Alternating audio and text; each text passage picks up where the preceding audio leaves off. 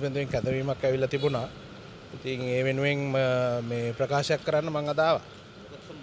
මේ අර පාස්කෝ එක පිළිබඳව මේ ගරු මෛත්‍රීපාල සිරිසේන මැතිතුමා මේ කරපු ප්‍රකාශයක් පිළිබඳව මේ තමයි මගෙන් ප්‍රකාශයක් ගන්න ආවේ. මොකද අපි ශ්‍රී ලංකා නිදහස් පක්ෂයේ එතුමත් එක්ක නිරන්තරයෙන්ම වැඩ කරා. ඉතින් ඒ පිළිබඳව ඒ ප්‍රකාශය අරගෙන මම දැන් යනවා. පාස්කෝ කරේ තමයි. එහෙමයි. දේශපාලන ඉතින් මෙහෙමනේ. දැන් රටේ බහුතර ජනතාවක් මේ ආණ්ඩුවට ඡන්දෙ දීලා පත් කරා. ඉතින් ඒගොල්ලන්ට ඒ වැඩ කරන්න කාල පරිච්ඡේදය දෙන්න ඕනේ. ඉතින් අපි ආණ්ඩු පක්ෂයේ හිටියා වගේම විපක්ෂයේ ඉන්නත් අපිට හැකියාවක් ශක්තියක් තියෙනවා. පාස්කෝට යුක්තයි. මොකද? පාස්කෝට යුක්තයි.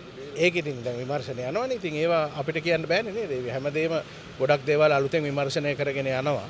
ඉතින් ගොඩක් ඒවා පරණ නඩුත් තියෙනවා, අලුත් නඩුත් තියෙනවා.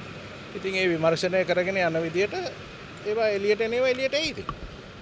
අනේ ආණ්ඩුවේ ගමන ගැන නැති ආණ්ඩුවේ ගමන තීන්දුව කරන්න ඕනේ අවුරුදු 5කින් පස්සේ මැතිවරණයක් එනකොට මම කියන්නේ. මොකද අපි එකක් මතක තියාගන්න ඕනේ අපි කරපු පාලනය අපේ කාලේ කරපු පාලනය ඊට පස්සේ රනිල් වික්‍රමසිංහ මැතිතුමා කරපු පාලනයයි මේ අද තියෙන පාලනයයි දෙකක්. කල්පනා කරන විදිය වෙනස්, වැඩ කරන විදිය වෙනස්.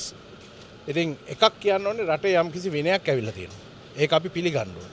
එතකොට ආර්ථික වශයෙන් මේ තියෙන අභියෝග ජයග්‍රහණය කරනවද නැද්ද කියන එක ඉදිරියට බලන්න ඕනේ. ඉතින් ඉදිරියට බලලා මම දැක්කා ලෝක බැංකුව වාර්තාවකුත් තියෙනවා, IMF එකේ වාර්තාව තියෙනවා. යම් ප්‍රශ්න ඉදිරියේදී අපි ඒවා කොහොමද රජයක් වශයෙන් ඒගොල්ලන් ඒවා ජයග්‍රහණය කරන්න ඕනේ කියලා. ඉතින් මම කියන්නේ මගේ පෞද්ගලික අදහස නම් මේගොල්ලන්ට පාලනය ඉදිරියට කරගෙන යන්න දෙන්න ඕනේ. කළා මැතිවරණයේදී ජනතාව හොඳද නරකද කියලා තීන්දුවක් ගන්න. එක දිගට අත්අඩංගුව වගේ කරනවා ඒක රාජපක්ෂලා ඉර කරනවා වගේ. මේ නීතිය ක්‍රියාත්මක වෙනවා කියලා හිතන්නේ නැද්ද? දැන් පෞද්ගලික රජයන් වලත් එක්ක බැලුවාම දැන් මේ ආණ්ඩුවේ රටේ නීතිය හරියට ක්‍රියාත්මක වෙනවා කියලා එහෙම තේරෙන්නේ නැහැ. මෙහෙමයි නීතියක් යම් කිසි දුරකට ක්‍රියාත්මක නීතිය කියන්නේ අපිට ඇස් දෙකට පේන නීතියනේ නේද? රටේ මේ අපි රටේ තොටේ යනකොට ඒවා නීතියක් යම් කිසි විදිහට ක්‍රියාත්මක ඒ කාලෙත් තිබුණා නැත්තේ නෑ. නමුත් ඒක ක්‍රියාත්මක වෙනවා කියන එක පේනවා. ඉතින් විශේෂයෙන් විමර්ශන කටයුතු සහ අධිකරණ කටයුතු සම්බන්ධයෙන් මම වැඩි කතා කරන්න කැමති නැහැ. මොකද මේ හැමදේම අන්තිමට අධිකරණයටනේ යන්නේ. ඒකට ගරු අධිකරණයේ ස්වාධීනත්වයක් මේ රටේ එදත් තිබුණා අදත් තියෙනවා. ඉතින් ඒකේ ගැටලුවක් නැහැ. ඉතින් ඉදිරියට අපි බලමු මොකද්ද වෙන්නේ කියලා. දේශපාලන මැදිහත්වීමක් නැහැ. දැන් නීතිය උනත් අල්ලස් කොමිසම. දැන් කියනවා දැන් උත්පාද වේදයක් නැහැ. දේශපාලඥයන්ට පොඩි මිනිස්සුන්ට කියලා නැහැ. දැන් කොමිසම ක්‍රියාත්මක වෙන්නේ නැහැ. ඉතින් ඒක මෙහෙමයි අපිට මෙතන ඉඳන් ඒක කියන්න බෑ. මොකද හේතුව දැන් විමර්ශනයක් කළා නඩු කටයුත්තක් උසාවියේ දැම්මම ඊට පස්සේ ඒක අරුව අධිකරණයෙන් තමයි තීන්දුවක් ගන්න. ඉතින් දැන් හොඳම උදාහරණය මම නිදොස්කොට නිදහස් වෙච්ච මිහින් ලංකා සම්බන්ධයෙන් මම මහේස්ත්‍රාත් උසාවියේ නිදොස්කොට නිදහස් වුණා. ඊට පස්සේ මහාධිකරණයේ නිදොස් වුණා. හැබැයි ඒ නඩුව ආයෙ ගිහිල්ලා මහාධිකරණේ දාලා තියෙනවා. ඉතින් මට ඒකට කෑ ගහලා වැඩක් නැහැ. මම අධිකරණයට ගිහිල්ලා යලිත් අධිකරණයට ගිහිල්ලා මගේ නිර්දෝෂභාවය මම ඔප්පු කරන්න ඕනේ. ඉතින් ඒක නීතිය. ඉතින් ඒක කරන්න දෙයක් නැහැ. ඒක අපි පිළිගන්න ඕනේ. නෑ ඒක ඉතින් දේශපාලන බලපෑම් තියනවද නැද්ද කියන එක කොහොමද අපි ඔප්පු කරන්නේ?